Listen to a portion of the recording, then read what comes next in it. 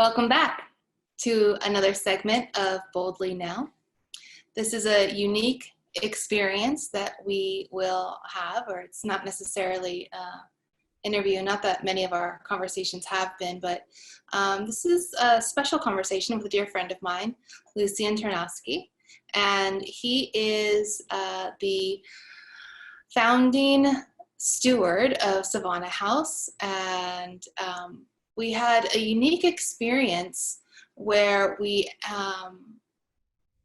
throughout this COVID time, created an interesting upcycle, unified planet initiative that we're really excited to share with you guys to maybe help bring some of these solutions into the forefront and maybe manifest some things a little bit and take it out of the great ideas and into even more practical, solution-oriented connectivity. So Lucian, thank you so much for hanging out today.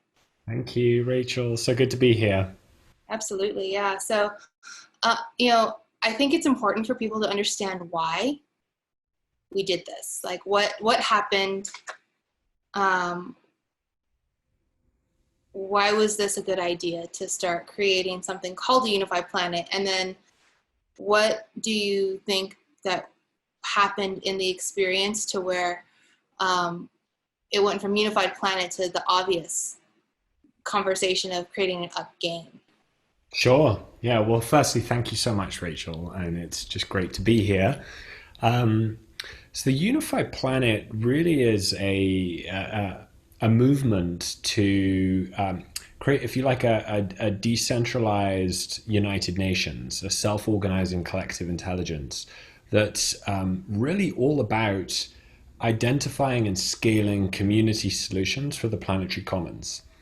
And the why here was, like many of us, I believe that I'm finding myself at a point in life where all the dots are connecting in the rearview mirror.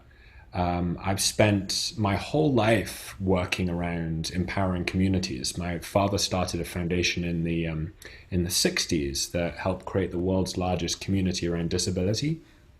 And then I spent the last 12 years working on in the digital community space all around societal change communities. So I've kind of been under the hood of at least 1,000 community initiatives working on societal change. And alongside that, I've been to at least 100 World Economic Forum events over the last decade. And really what I began to see was that there isn't nearly enough connective tissue breaking down the silos across these multi-stakeholder solutions. And there isn't nearly enough funding available for community solutions, for networked solutions. Typically, financial like flows of capital go into companies and foundations, but what we're missing is this connective tissue. And like many of us, I had got to a place in life where I had seen what Buckminster Fuller said, you don't change things by fighting the existing reality. To change something, build a new model that makes the existing model obsolete. And thought a lot about that. Many of us have come to the conclusion that we don't need to tweak the current system, we need wholesale system change. We need to redesign our whole world so that it can be designed to work for all. A thriving civilization in harmony with all life is the simple message. And so just like Buckminster Fuller, we've been asking ourselves, what does that organization look like? Because it's not going to be a company, it's not going to be a foundation, it's not going to be a nation, it's not going to really look like anything we've seen before. And we came to the same conclusion that Bucky did, which is what he called the New World Game. He predicted that during the design science decade, which is essentially this golden decade of 1920 to 1930, he predicted that there would be a new world game where we would reimagine every aspect of our life to work for all, for the common good. And so the unified planet as a movement has centered around the up game, the unified planet game, which is essentially a way, and it's an accelerator for community solutions for the planetary commons. And what we're doing is picking a different topic every 2 weeks, which functions like a kind of pillar of civilization. So we started with sound, and now we're on food, and then we're moving to community. And each time we bring together community leaders, subject matter experts, to apply their collective intelligence to come up with solutions, fundable community solutions that can then be scaled into the planetary commons. And so we're at the beginning of it, but it's got more momentum than anything I've seen before. It's got all of the kind of hallmarks of something that can be replicated. And so really it's like an experiment engine for us to go and say, we need to do wholesale systems change. Why don't we experiment on macro level concepts in the micro through this game environment? And we're just so delighted. It's such an honor each week to spend our time with such incredible people that are showing up and recognizing this shared mission that it's going to take us all, and we need to reimagine every system. Absolutely, yeah. One of the things that I'm learning about this up game is that we can set an intention for sound, for food, for community, but as with any true sovereign project, it is shaped by the people who show up. Mm-hmm. And I think that's really a special note to make here, that, and also hopefully maybe like an inspiration point for people out there that want to do something, right? They want to make a difference. They want to gather people and have discussions around things, and that's great, and that's awesome and wonderful. And it's also really important for people who have an interest in convening people in conversation to let the conversation work the room instead of the other way around.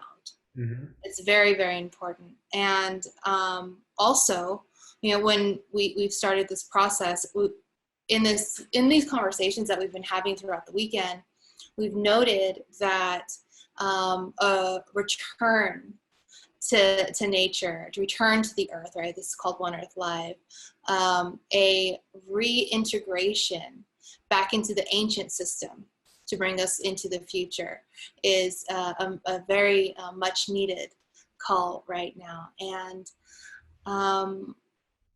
it's really interesting to see how when you begin to have an identity with the biology around life and the things that you create, the more opportunities are for life to emerge in its full expression. And one of the pieces that we've taken into consideration is the format of how to hold a type of emergent conversation to come to group synthesis. Mm. And we've followed the laws of nature in some way, when we've looked at the process of how plants grow. And so we decided to name some of these segments around seeding conversation, sprouting conversation, the bloom of conversation, the harvest. And we can't take full credit for it. Future Frontiers and Seth over there had a really great system there that worked really well. And it's been really useful for us to have conversations in that context. And if it doesn't make sense to you right now in this conversation, it might make sense to you if you were to look at how an idea turns into something real. And that's really important, because there's just been so many ideas that we've been sharing over the weekend together that it's really important to find a way to make some of these ideas real. And so to have these conversations that we've been having this weekend all together have kind of been the seed, right? Some ideas have been shared, but it's up to you guys at home and in these other constellations of creativity to take them and sprout the conversations with your groups of people to find out what's there for you. And then maybe find a way to share it back into how you have blossomed together. And hopefully one day very soon, we can know what it feels like to share a collective grand harvest of a new reality. Yeah, I can speak to what we've been learning in this kind of compression chamber of innovation that's been happening with the game since we've launched. Because I think we're learning some really useful things around how to be agile as possible to respond to the right now needs, but also the how do we make sure that we're not just tweaking, but we're able to create a pathway for wholesale systems change through this ancient idea of the commons. And you talked about the ancient future here. It's really the backbone of the game is kind of how do we go back to the future? How do we create a celebration of the ancient future? How do we remember who we are and what we're here to do? As Ram Dass said, we're all walking each other home. So what is that home direction? What is that true north that we as a planet, as One Earth Live, what is that direction that we're going to? Ultimately, we created the Unified Planet Oath, which is very simple. You can take it now and be among the many people that are increasingly taking this oath. And that goes like this. It says, we are the unified planet. I am an Earth guardian. On my honor, I commit to a thriving civilization in harmony with all life. That's the simple, at the most simple level, what it is to be a player of the Unified Planet game. And so what we've done as a structure is come up with this kind of response to the state of the world. So we recognize, like I'm sure everyone listening, we live in a world that's out of balance. We are more often human doings than we are human beings. And we've got out of balance, and we've kind of forgotten in many ways our collective purpose of we are not here just to create a kind of continuously growing economy. We're here for flourishing of all life, multi-generational, intergenerational wellness of all life. And so how to respond to that design invitation in a game format has been a question. And so in response to the out of balance, we thought about what's the most universal symbol of balance and harmony. Well, it's the yin yang symbol, and best represented with the Tao Te Ching. Again, ancient wisdom, future application. And so what we've ended up doing is structure the game into this kind of harmonic container, which is 50% yin, 50% yang. And the yin is all about deeply connecting as a community, doing things like synchronizing our heartbeat and our breath, getting into a place where we are able to show up as our best selves in our individual mastery in service of our collective mastery. And there's been all sorts of different practices. We've experimented from breath work to movement to sound to creating ritual space. And that takes up half of the game. So we love to say, we only play together 8 hours a week. The rest of the time we're having fun. It's like the first seed of the game. It's like we're playing, and we're playing into our passions. The second aspect is yang, which is all about collective action. It's all about becoming. And this is where we combine our collective intelligence. We synthesize in the first week, which is seed, we synthesize the collective intelligence of everybody that's participating in the game that week into 8 solutions. These are called uploads. And those 8 solutions create what's called an upgrade, which is the first seed around a particular topic. And then that then goes in, we have a week off, and that then goes into Sprout, where we take those 8 ideas and we group them into a series of guilds. In the case of sound, we have 2 guilds, the Sound Technology Guild and the Sound Portal Guild, which is all about physical spaces for sound. And then an alliance. An alliance is, think of it as a horizontal. It's there to serve all the guilds. And so think of the guilds as verticals. They're like trains going in a particular direction. And the alliance is like a train station. It runs horizontally, and it's there to serve all of the individual guilds. And so what we're creating here is a stackable function where we can layer on each of these different topics and see each of the topics seeds a number of different guilds, one alliance, which then can go and implement solutions through the sprout into blossom stage, which is all about pollinating and cross connecting the dots. And then ultimately the final stage of an 8-week journey is the harvest stage, which is where we specifically look at going in, bringing in funding to those projects. And these projects are really in service of the common good. They are community solutions for the planetary commons. And so they're very, very specific. And so the game is like an accelerator for us to create this parallel experiment. It's for us to be able to apply our collective intelligence to meet the needs of the moment.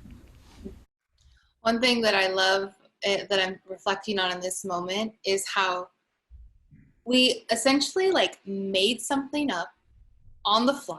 I mean, obviously we've had like, you know, decades of practical experience and learning and, you know, trial and errors and things like that. But when it came down to this particular project, it was literally on the fly, let's go.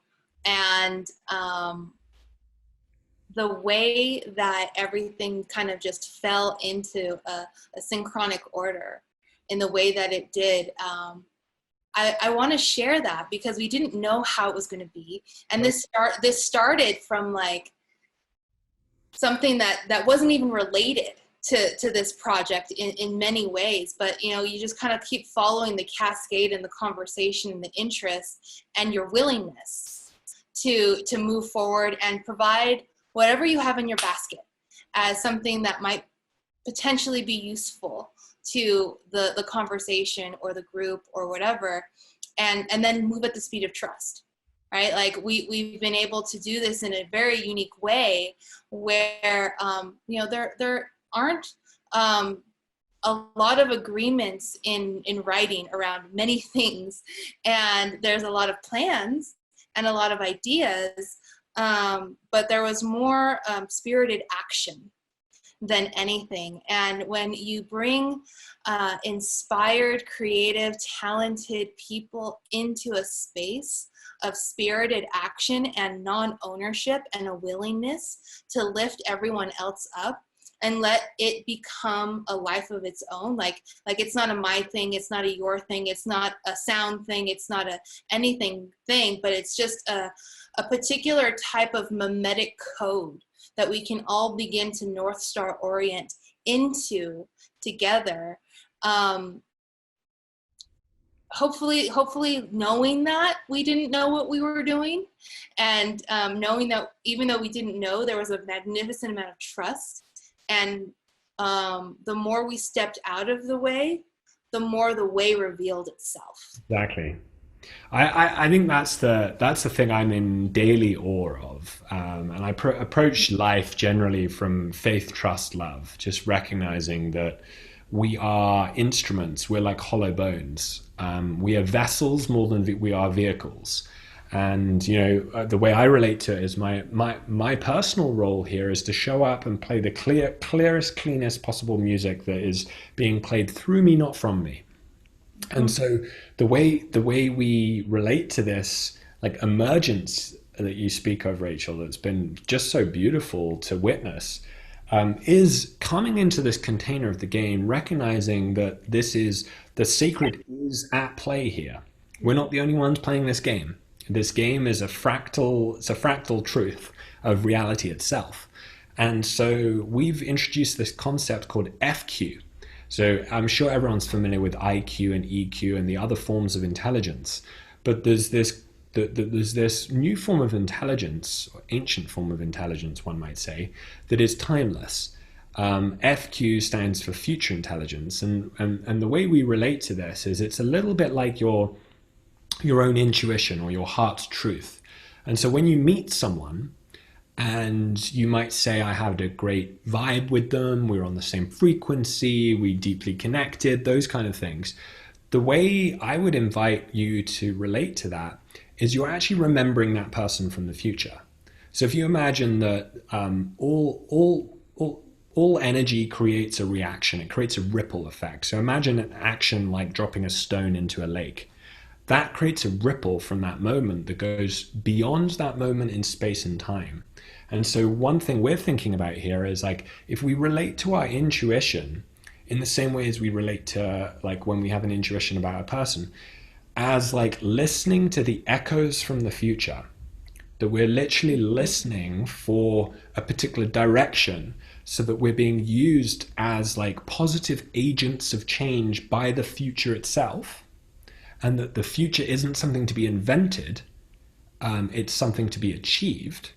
If we relate to it that way, that we can have like a lot of trust in the process of emergence. Because the way I've been applying FQ is listening when we've had these subject matter experts and these community leaders synthesize their collective intelligence into the best solutions. Part of what I'm doing and what others are doing are they're listening for those solutions that they remember from the future. And so there's this amazing organic process of this collective intelligence being applied. Because frankly, the issues of our time right now are so wickedly complex, no individual human has the capacity to deal with them. And anybody that says they do, you shouldn't trust them. Like, we have gone beyond our individual capacity. It's way too complex. And so we need to think, just like nature does, how can we think of ourselves as an intelligent organism, where we're creating these trusted containers to apply our collective intelligence to be more than the sum of our parts, to recognize that when we go from me to we can actually have way more intelligence by being in that trusted container of action. And Yeah, that's definitely the culture of the game. definitely. Yeah. For those of you who've been tuning in for this time together, one of the concepts that that we've been driving pretty hard here at Boldly Now is an understanding of biospheric consciousness, communication, and collaboration, so that we can create a biospheric manifestation of reality from the ancient future. And that's a key principle here. And the level of resonance that that I think we've found in these spaces together have been really a special experience. And when I think about what's next for us to do, I think it's really important to always go back into the beginning of the practice that we start with. And it's to understand that it's not about what's next for me to do, not what's next for us to do, but to tap into the voice, as you say, becoming that reed, that hollowed space, but not to where it gets just kind of woven throughout the wind, kind of haphazardly, but it's very, very direct. Right? How Michael Beckwith says that there's a conscious naivete that he chooses to adopt. What happens in this process that I think that we're embarking on together, that I think many of us have touched into over the weekend, is that to speak with the voice of the ancient lineage of which you have the codes for, to have the ability to not just speak your voice and your projects and what's on your mind, but to speak from a place of being in attunement with all of life on the planet, all of those, bring a voice to the voiceless, right? Particularly the land, the water, the animals, and those who don't have, quite honestly, in a situation where you can riff with your friends for 8 hours a week on this type of stuff, right? A lot of other people in the world have a very different experience right now. And so we're very aware of those pieces. And most importantly, the future in which we are orienting ourselves to manifesting together is a very important practical step to know how to bring all of that into a moment to where your voice can shine through clearly, and then ask, what's next? And from a place of, as we like to say, humble audacity, What's next here for us to envision together? What are the bold moves that we can take right now that nobody has dared to dream was even fathomable, yet little impossible to manifest? And how willing are we to show up with every ounce of love and life that's in our heart in order to produce the most beautiful and pristine quality of that creation into a manifest destiny so that our collective thriving can be realized. So beautifully put. I think this is really the response to the moment that many are feeling this call. The stats I've been to Davos the last 12 years, and every year something I always look at is the Edelman Trust Barometer. Because I believe we're actually in World War III right now, which is a world war on trust, and got total trust breakdown. And so that's one question is like, how do we create those containers of trust? And so we think of this as a way as like a kind of redesign challenge, and there's many people working at many different levels of this. And so the intention of the game is it becomes a kind of cooperative methodology to bring those different projects in. As William Gibson said, the future is already invented, it's just not evenly distributed. And right now, the solutions to most problems actually already exist. We just have got a highly inefficient system for distributing capital that actually isn't distributing capital based on our measure of our collective thriving. It's distributed capital based on getting the rich richer. It's a design problem. We shouldn't have 7 men own more than 50% of the world's population. It's a design problem. And so we've been designing aspects around that and doing things like in the game, 10% of all transactions go into the commons. So it's like reintroducing this ancient idea of the commons. In the game, the maximum you can earn from playing the game is at 100 times the minimum.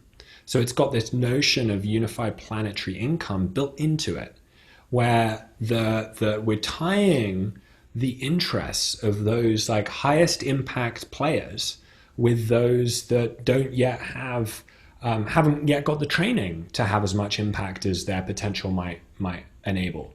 But what ends up happening is the game lifts all boats together.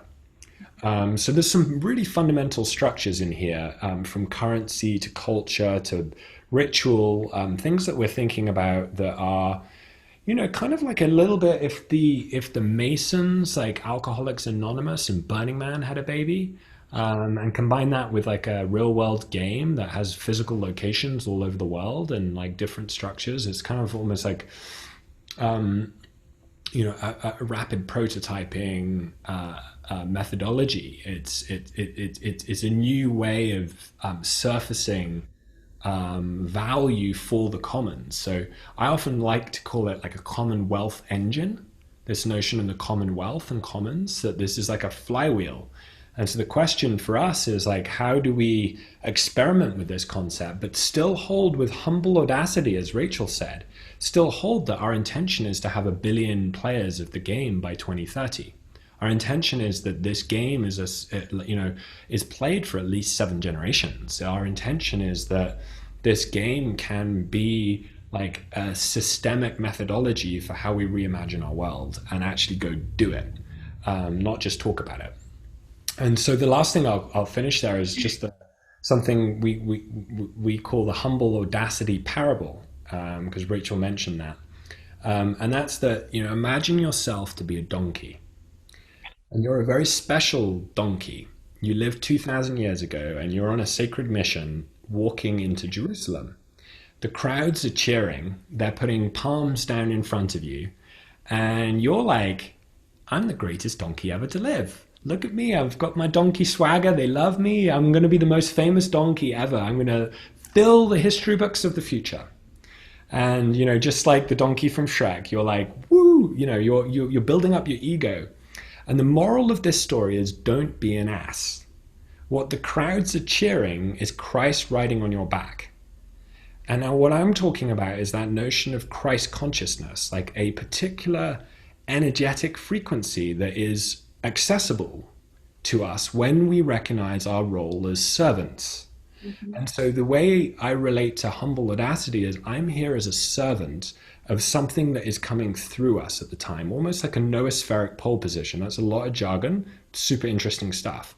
But it's like, how do ideas, big ideas, come into form?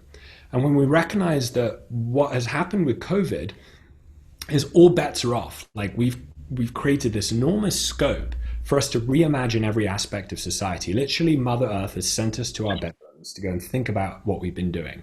And by no means do we want to go back to business as usual. And so if we are in a point in time, which we 100% are, where we need to do a civilizational hinge, we've reached a civilizational crescendo and we need to go in a different direction. We need to essentially do a pivot. How do we think about that, and how do we fund that, and how do we make sure that the smartest people on the planet are working not to make the rich richer, not to do jobs they don't enjoy, to buy shit they don't need, to impress people they don't like, but to actually create a civilization that works for us all and protects our biosphere? By all, I'm not just talking human life. And so that is the challenge many of us are feeling called to right now. And the game is a way that you can rise to that challenge. 100%. Yeah, totally agree with you. So in closing, I just want to say, just kind of recap some of the pieces that we've been talking about here. First and foremost, remember the game of play. If we're going to create something that everyone wants to do, it should probably be way more fun than what everyone has been doing thus far. And it is. Absolutely.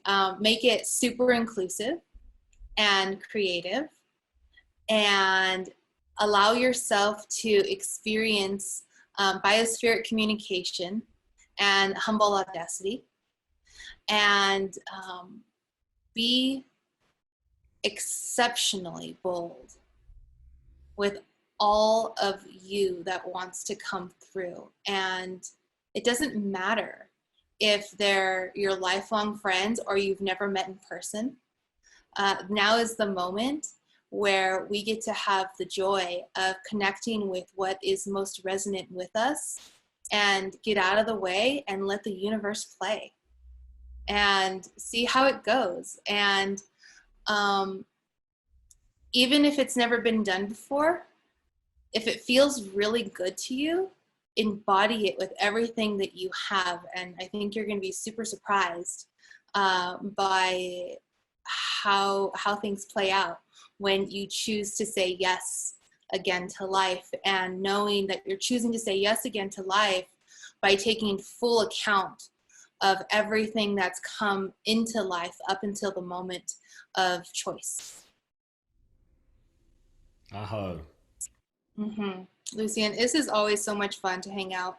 And, before people tune out of this segment, what's the best way for people to connect into the Up Game or to some of the stuff that you have going on in your world? Thank you. Yeah. So Up Game is super easy. It's up.game. Up your game. So it's www.up.game. And yeah, we're going to several things. We're going to be partnering with numerous festivals, from Burning Man. We're doing a whole immersive experience for 8 days called the Omniverse. We're doing a festival around World Rainforest Day and World Climate Change Day in June, from June 20th to June 23rd. And these are all efforts to bring more players into the game.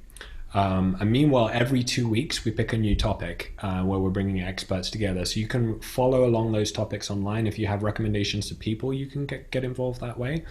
And we're just going to continue this process as it evolves. And just the final word on play, this is the divine play. This is a observation that many of us have had, that what we love to do more than anything else is play.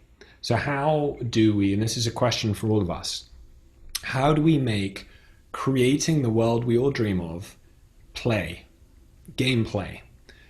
Because that's likely to be most effective, because all the research shows that when you're in that space of play, your mind is maximally open to the spectrum of possibility. And when your mind is as open as possible is where you can apply your best imagination, your best ideas, your best creativity. When you apply that in a collective container, magic happens. And so that's really what the game is about. And so we're going to keep experimenting. You know, it's kind of this incredible engine for us to experiment on macro civilizational design concepts in the micro with small groups of people that are participating in this game to create a new reality, a new experience for us in life. And we're going to have so much fun along the way. There'll be things like a new planetary language. There'll be things like this immersive game that people can play in cities all over the world. And there'll be things like the greatest party of all time that we will keep going to. So please do get involved. And then from our side, we are at Savannah House here in San Francisco. Right on Alamo Square, and what we've been doing is what we call a prototype planetary embassy. We think that there should be a planetary embassy in every city in the world that serves the role of like, how do we bring stakeholders together to transform the world into something that works for all? And so what we've been doing in San Francisco before COVID is gathering together between 100 and 300 people every week to this place, this Savannah House. It gave birth to the Golden Gate Bridge, and it was chosen to be built here, this house, because it's the original well of the Ohlone people, those indigenous to the Bay Area. It's the oldest gathering place in the whole of the Bay Area. And so what we recognize, what we're doing here is creating scenius. The genius is in the scene. It's not coming from any one person. It's a curated group of people that are coming together to weave their Dharma into this collective moment of Dharma. And it's an incredible time to be alive, to contribute to that.